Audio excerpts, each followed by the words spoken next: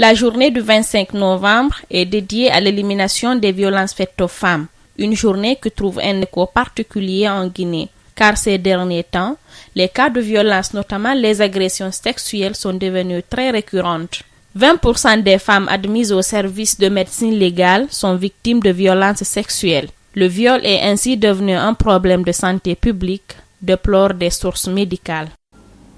Au service de médecine légale, nous avons l'occasion d'examiner les femmes qui sont victimes de violences et qui ont décidé de porter plainte au niveau de nos cours et tribunaux.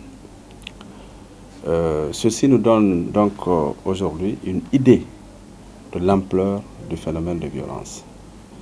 Et je peux vous dire que la dernière étude que nous avons réalisée au compte de l'OMS en 2004 a montré qu'une femme sur deux est victime de violences en Guinée.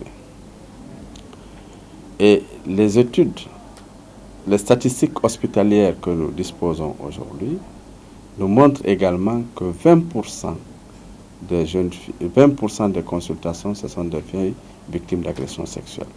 Donc je pense que c'est un phénomène majeur, un phénomène de santé publique auquel aujourd'hui on doit faire face. Une femme qui a subi une violence peut avoir des séquelles physiques, psychologiques, mais aussi sanitaires. Dans le cas de viol, sa reproduction peut être compromise. Par la force, peut entraîner des lésions anatomiques, donc on commence par les déchirures.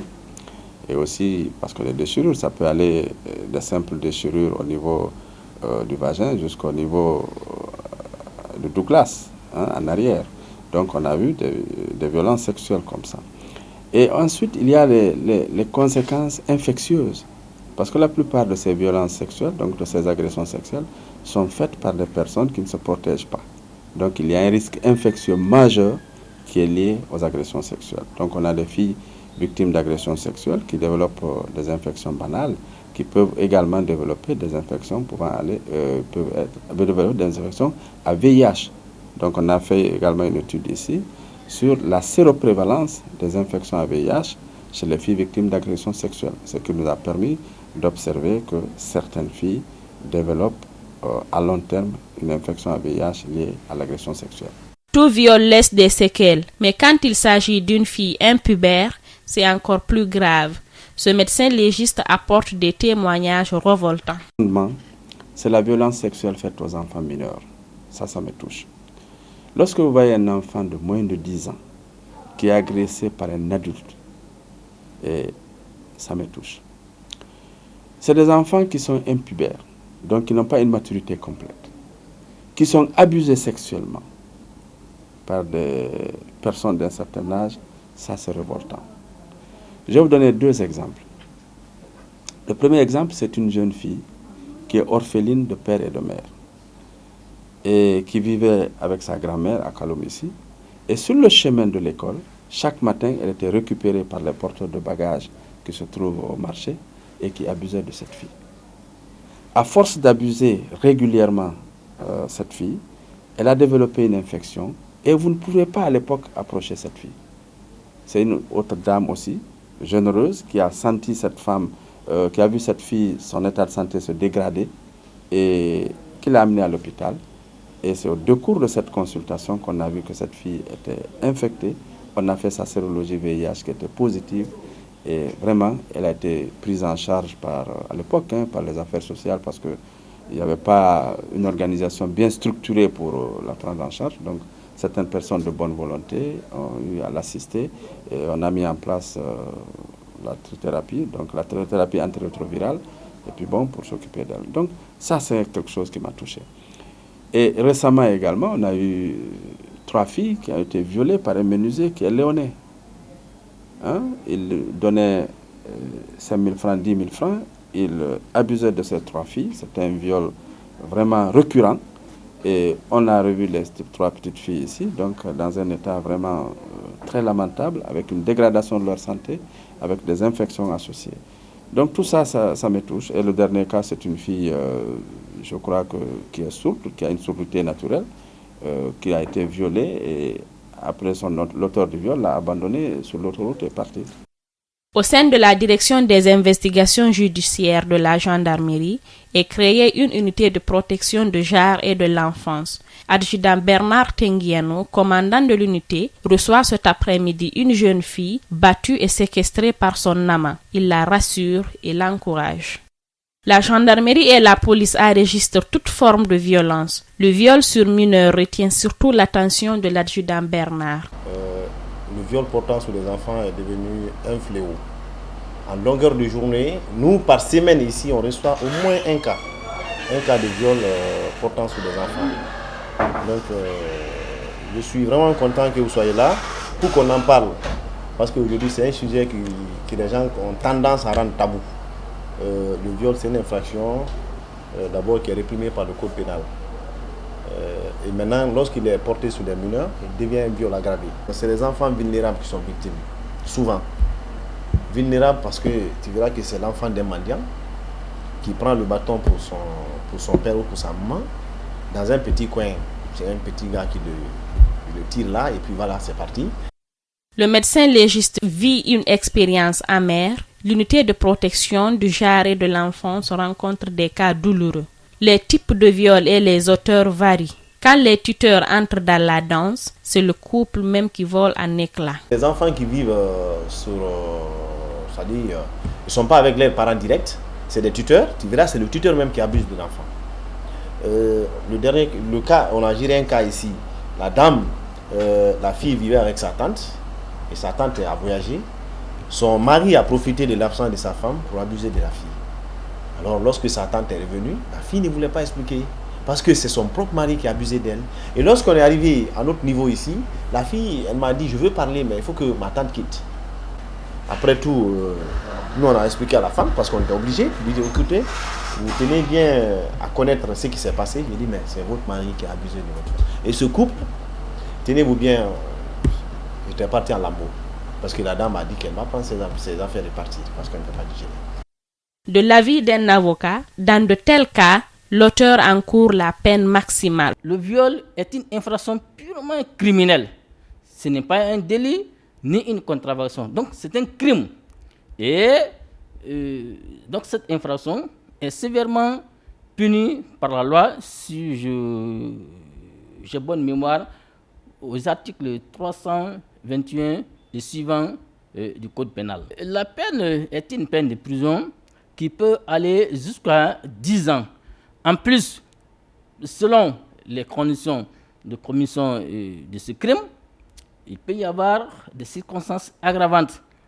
Si l'auteur a utilisé des moyens violents, a soumis sa victime à des traitements inhumains et barbares, donc souvent le juge applique la peine maximale.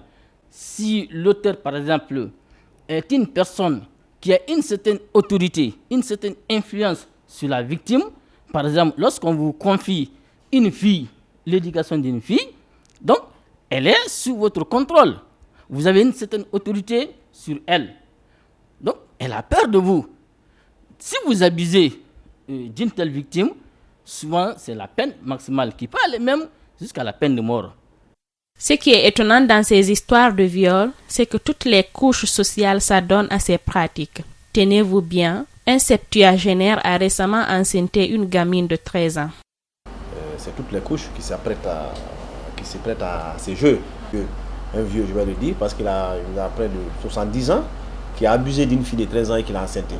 Alors donc, on a établi une procédure et le monsieur, on l'a conduit devant monsieur le procureur de la République pour qu'il écope la peine qu'il faut. Et nous, en tant qu'officier de police judiciaire, à part ma casquette de protection, je suis officier de police judiciaire. Lorsqu'on constate une infraction à la loi pénale, c'est de rassembler les preuves, rechercher les auteurs et les conduire devant monsieur le procureur de la République. Donc aujourd'hui, les statistiques sont là, ça parle. Et ce n'est pas tout. Les statistiques sont effroyables et les tranches d'âge varient. Cette année, je crois, le dernier cas qu'on vient de gérer, nous sommes, concernant le viol portant sur les mineurs, on a reçu 10 filles qui ont été violées. Et ces 10, l'âge varie entre 4 ans à 13 ans. Et les violences maintenant sur les femmes, ça c'est, je crois nous sommes à notre 12e ou 13e cas.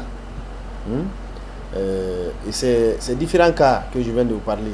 L'autre facette du problème aussi qu'on a, c'est aussi les autorités locales du quartier. Vous verrez que c'est des personnalités. Vous verrez que c'est une personnalité du quartier ou une personne vraiment respectable du quartier qui s'est prêtée à ça. Et les parents sont souvent influencés dans le quartier. Je vous ai dit que c'est des enfants vulnérables. C'est des enfants vraiment issus des familles dominées qui sont souvent victimes. Et lorsqu'ils sont victimes, vous verrez que ces auteurs-là reviennent encore aux parents pour demander pardon.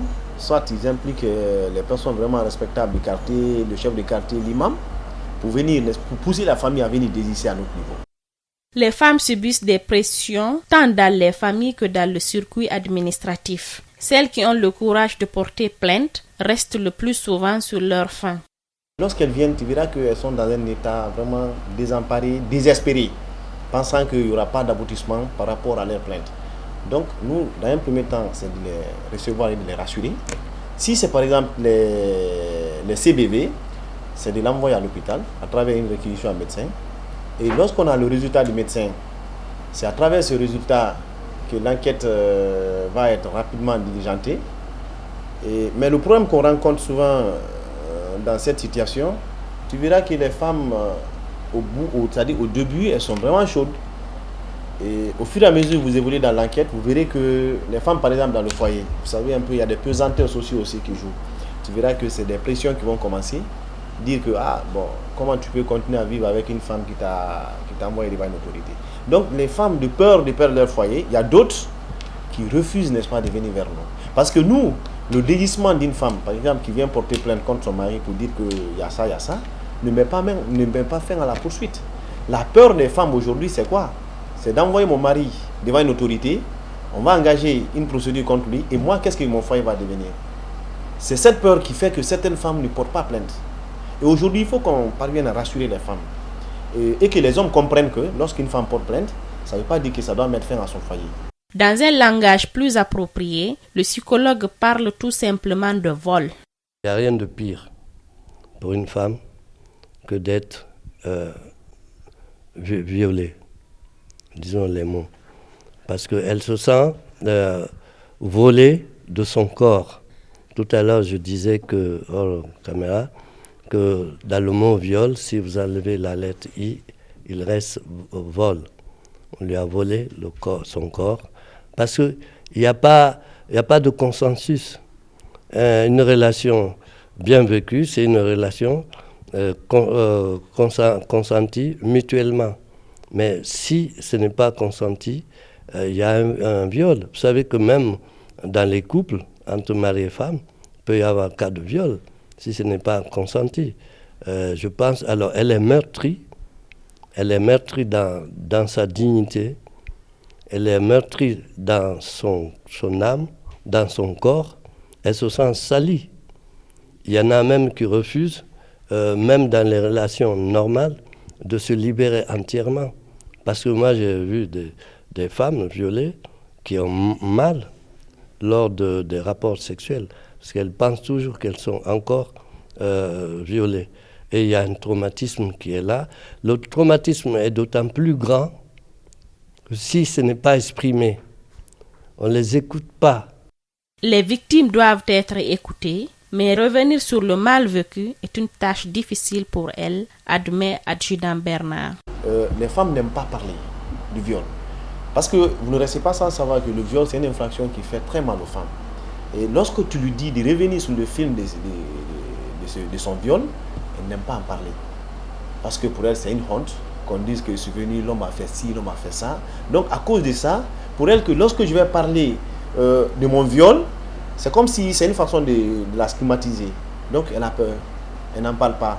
On les appelle des victimes silencieuses. Aujourd'hui, elles sont parmi nous. Elles ont été victimes, elles pleurent, mais elles ne peuvent pas porter plainte et elles ne peuvent pas en parler. Et d'autres, même lorsqu'elles portent plainte, pour qu'elles reviennent sur le film de leur viol, c'est tout à fait des problèmes. Le viol reste un mal presque éternel chez les victimes s'il n'est pas déclaré. Dr Alassane Chérif nous entraîne dans son cours de psychologie. On ne peut pas dire qu'elles restent traumatisées à jamais, mais elles restent traumatisées. Elles peuvent être aidées, mais on ne peut pas oublier. Je vous donne un exemple. Une petite fille qui rentre dans une crèmerie ou une boulangerie, le boulanger pervers sexuel ou délinquant sexuel voit qu'il n'y a personne, il ferme la porte, il donne des bonbons à la jeune fille qui accepte les bonbons. Mais il l'oblige à abuser d'elle, il abuse d'elle. Cette jeune fille-là, elle grandit parce que ce n'est jamais dit, ce n'est jamais exprimé. Mais à chaque fois qu'elle arrive à rentrer dans une boulangerie, ça revient, le traumatisme revient de plus fort. Vous savez, le problème de la psychologie, il y a ce qu'on appelle, je ne vais pas vous faire un cours, mais il y a le refoulement et le retour du refoulé. Le refoulement, c'est quoi? C'est quand on a mis dans un tiroir, on vous a dit oublie ça, vous mettez dans un tiroir, comme une clé. Mais si vous regardez 10 ans plus tard, la clé est toujours là. Et si elle est de mauvaise qualité, elle se rouille. Et c'est comme ça, les choses qui ne sont pas dites, qui sont internalisées, continuent à faire des dégâts à l'intérieur. Là, cette jeune fille, elle va grandir avec ça. Moi, j'ai vu des cas, des procès qui ont été jugés 20 ans après, mais le traumatisme est toujours intact sur la femme qui est mariée maintenant, qui a grandi et qui a porté plainte. Il faut que ici, en Guinée, on prenne deux logiques. La logique de la punité d'abord, de la punition, et ensuite la logique aussi d'aider. Cette jeune fille, elle ne peut pas oublier, mais elle peut être aidée, elle peut dépasser son cas, elle peut même se restaurer dans son corps, dans son âme, dans son intégrité et dans sa dignité. Maître Michel Sonomou, avocat à la Cour et président de l'ONG Avocats sans frontières, est régulièrement saisi des cas d'agression sexuelle. Depuis un moment, son ONG se constitue en partie civile pour les victimes. Tant ici à Conakry, à Zérikore, qu'à Kankan, nous sommes régulièrement saisis parce que nous avons des représentants dans ces localités des cas de viol. Et nous, tout ce que nous pouvons faire dans ce cadre de ce projet, c'est pour assister, défendre gratuitement les personnes victimes de viol. Parce que souvent, elles ont peur. Avec les pesanteurs sociales, elles ont peur. Mais nous les encourageons à porter plainte. Et puisque cela est dû aussi au manque de moyens, parce que ce n'est pas tous les citoyens qui peuvent s'offrir les services d'un avocat. C'est pourquoi nous les encourageons à porter plainte et nous les assistons au niveau de la procédure pour que, au bout du compte, qu'elles soient rétablies, ces victimes soient rétablies dans leurs droits. Lors des rencontres solennelles sur les violences faites aux femmes, les autorités réaffirment leur volonté de lutte et tentent de trouver des solutions, notamment par la mise sur pied d'unités spécialisées d'enquête et de répression. Cependant, punir les auteurs de violences est une chose, mais venir en aide à leurs victimes en est une autre. La création des centres d'accueil et d'orientation des victimes serait salutaire. Au Congo, en Afrique centrale, où il y a beaucoup de violences sexuelles, il y a des centres spécifiques pour la prise en charge des personnes victimes de violences sexuelles. Des centres pluridisciplinaires, au sein desquels il y aura non seulement une équipe médicale, mais des psychologues, des magistrats pour l'assistance juridique et aussi une assistance sociale. Donc c'est des centres pluridisciplinaires et je pense que c'est normal, compte tenu de l'ampleur de la violence sexuelle qu'il y a dans notre pays aujourd'hui, qu'il y ait quand même des centres de prise en charge de ces victimes de violence. Même par le fait le plus banal, des femmes sont victimes de violences. Cette dame, la trentaine, arrive au service de médecine légale, fatiguée avec le moral en berne. Pour avoir réclamé sa dépense, elle a été battue par son mari. Et ce n'est pas la première fois. Donc cette fois, il décide de porter plainte. Pour traiter son dossier, les gendarmes exigent le rapport d'un médecin légiste. Une infirmière la reçoit et elle est examinée par un médecin. Le contenu du rapport est discret. Seul le gendarme chargé du dossier et le procureur ont droit d'ouvrir l'enveloppe. Elle réclame justice et n'exclut pas le divorce. C'est mon mari qui m'a torturée à la maison. C'est le motif qui m'a amenée à l'hôpital. Et pourquoi elle vous a battu? Juste parce que je l'ai réclamé ma dépense. Et il le faisait habituellement? Oui, il a l'habitude de le faire. Ce n'est pas une première fois, ni une deuxième fois, mais plutôt la troisième fois. Donc, toute la famille s'est décidée maintenant d'aller me plaindre devant l'autorité, parce que c'est l'autorité qui décide, nul n'est au-dessus de la loi. Un cas de mariage n'appelle pas à torturer ta propre femme, réclamant son droit, parce que je suis dans mon plein droit. Donc, c'est ça qui m'a mené ici. Que justice soit rendue, quoi. La justice condamnée à votre mari, vous n'allez pas regretter de l'avoir ramené en prison? Non. Et qu'est-ce que vous appelez à d'autres femmes comme vous qui sont victimes de violences dans leur foyer? Moi, selon ce que je décide pour moi, je ne parle pas d'autres femmes. Ça continue comme ça, je préfère le divorce. Parce que trop de torture, ça peut amener à tuer la femme. Donc, c'est le seul conseil que je donne aux autres femmes. Pour beaucoup, les violences faites aux femmes sont avant tout physiques. Ainsi, la communication sur les violences basées sur le genre s'appuie sur la partie visible de ces violences, à savoir les contusions et les blessures que portent les femmes battues. Pourtant, de nombreuses femmes souffrent aussi de violences psychologiques, le chantage à la polygamie dans les couples, le harcèlement dans les espaces publics, le dénigrement et les pressions incessantes au travail et à la maison. Un travail ardu attend le collectif Touche pas ma sœur, qui entend aller en guerre contre les violences faites aux femmes. Musolu toroninde, Liberia musolu. Musolu segeninde, Rwanda musolu segeninde. Alu deninu